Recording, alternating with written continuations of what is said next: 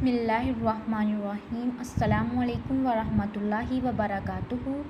रमज़ानुल मुबारक के मुक़द्दस महीने की हर घड़ी, हर लम्हा, हर मिनट और सेकंड बहुत ही कीमती है। हर घड़ी बंदा जो भी मांगता है वो दुआ कबूल होती है। नेक अमल करने और अल्लाह का ज़िक्र करने के बाद दुआएं कबूल होती हैं। फ़र्ज़ नमाज के बाद, कुरान की तिलावत के बाद या कोई वजीफ़ा के बाद दुआ मांगें तो वो दुआ ज़रूर कबूल होती है। इफ्तारी का वक्त बंदे के लिए खुशी का वक्त होता है। हदीस में आता है कि आप सल्लल्लाहु अलैहि वसल्लम ने फरमाया, रोज़ेदार के लिए दो खुशियाँ हैं।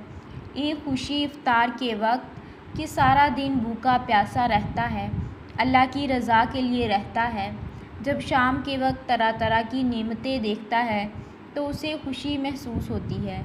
और दूसरी खुशी जब अपने रब से मुलाकात करेगा तो उसे खुशी होगी। एक तो ये खुशी होगी और दूसरा इफ्तारी के वक्त दुआएं कबूल होती हैं। अब हम आपको वजीफ़ा बताते हैं। ये वजीफ़ा आपने इफ्तारी से 2-4 मिनट कबल करना है।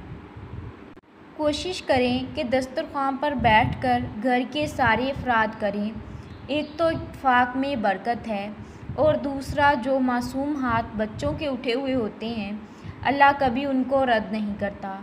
और बूढ़े आदमी के मुतल्लिक़ अल्लाह ने ख़ास फरमाया कि मुझे बूढ़े आदमी के सफ़ेद बालों से भी हया आती है कि अल्लाह इसकी कोई दुआ रद्द नहीं करता।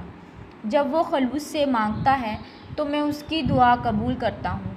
अगर आप उस वक्त ये वजीफ़ा कर लें तो और दुआओं में ताकत आ जाएगी। ये बहुत ही मुजर्रब वजीफ़ा है। अव्वल व आखिर आपने एक दफ़ा दरूद इब्राहिमी पढ़ना है।